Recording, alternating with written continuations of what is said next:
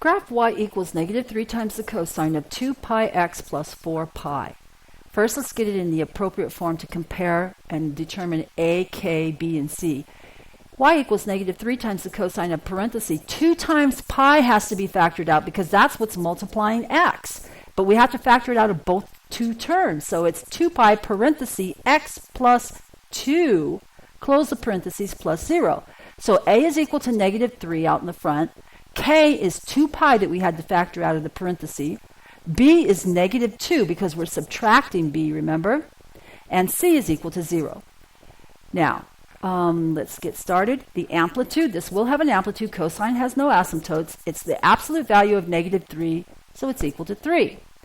The new interval of interest is 0 less than or equal to k parenthesis x minus b less than or equal to 2 pi. So it's 0 less than or equal to the 2 pi, that's a k value, parenthesis x minus b is x minus a -2, so it's x plus 2, less than or equal to the 2 pi. Now get an x alone in the middle. First divide by 2 pi, and then we'll subtract 2 from all three regions, and our interval of interest is -2 to -1.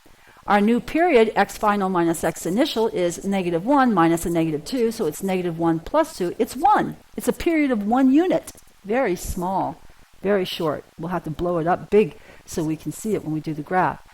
Okay, step 4, old key points for y equals cosine x. Well, you know the values. The x values are going to be the predictable 0, pi over 2, pi, 3 pi over 2, and 2 pi, and the y partners are 1, 0, -1, 0, and 1.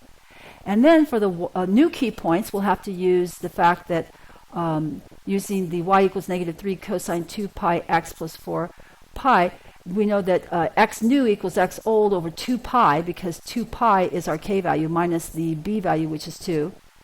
And then it's actually adding the b value, but it's a -2.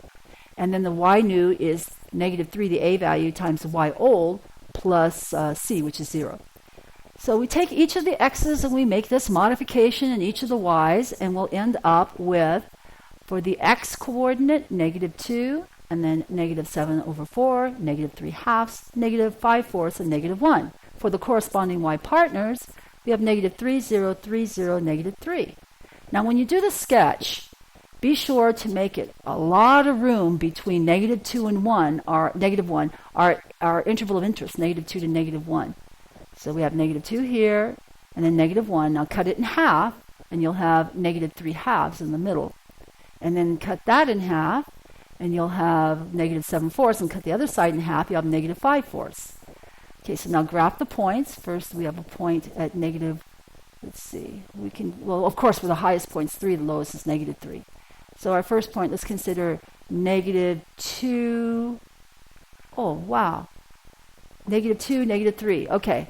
And then we had -7 fourths 0, -3 halves 3, -5 fourths 0, and -1, -3. We graphed those points, those 5 points, and we connected them with a smooth curve.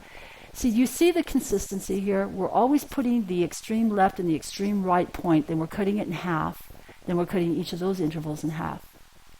It's really very simple to do the graph as long as there's no numbers already listed on the x-axis. If you can do the x-axis yourself, it's very quick to put them up there. So I'll make sure on an exam you don't have any values on your y-axis and you can put them up there yourself.